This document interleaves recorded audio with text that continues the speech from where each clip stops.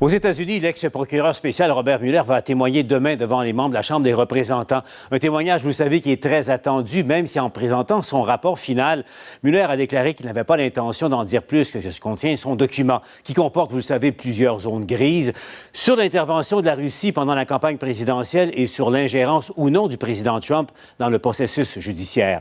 J'en parle avec Richard Latendresse, qui, en temps normal, est basé, vous le savez, du côté de Washington.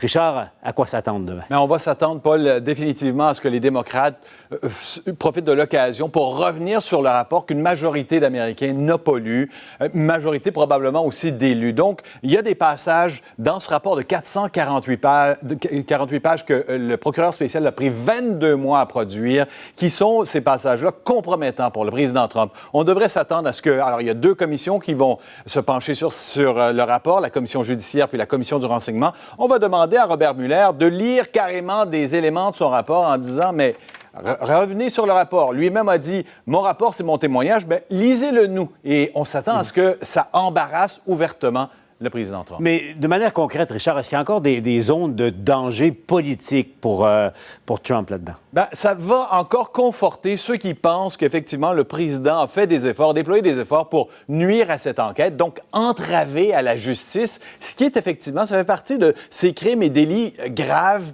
qui sont évoqués dans la Constitution américaine pour lancer éventuellement une procédure de destitution. Alors, ceux qui, parce que ça se passe pas à la Chambre des représentants, qui est entre les mains des démocrates, rien à voir avec ce qui va... Il n'y a rien qui va se passer du côté du Sénat, qui est contrôlé par les républicains. Alors, du côté des démocrates, on va vouloir insister sur cet aspect-là. Et Paul, on voit justement les candidats à l'investiture du Parti démocrate, dont Elizabeth Warren, qui a demandé qu'on aille de l'avant avec cette procédure de destitution, en entendant le procureur spécial Robert Mueller insister sur ces éléments-là. Eh bien, on va mettre encore une fois sur la table ce qu'on considère être les faits d'une volonté du président Trump de cacher ce qui a été véritablement des liens entre son équipe de campagne et des Russes. Mais en même temps, à contrario, Richard, est-ce qu'il n'y a pas un petit côté parti de pêche pour les démocrates qui pourrait se retourner contre eux? De deux façons. Dans un premier temps, pour être là-bas à longueur de journée, Paul, à longueur d'année, les Américains en ont assez de ce rapport-là, de cette histoire-là. On est fatigués. Alors, il faudrait vraiment que ce soit gros pour qu'on puisse faire accepter aux Américains d'y revenir. Parallèlement, les républicains vont aussi interroger le procureur spécial. Les républicains, justement, vont interroger le procureur spécial. Et il faut s'attendre à ce qu'eux montrent qu'on s'est acharné sur le président. On va demander d'ailleurs à Robert Mueller, comment se fait-il qu'on ait déclenché cette enquête-là si, ultimement, vous avez conclu que non, il n'y avait pas matière à aller de l'avant avec des accusations. Donc, il y a possibilité que toute cette enquête et le procureur spécial lui-même soient discrédités par les questions avec lesquelles les républicains vont l'attaquer. Donc, évidemment, à quelques mois maintenant là, du processus de sélection du candidat démocrate, on place ça dans le contexte général.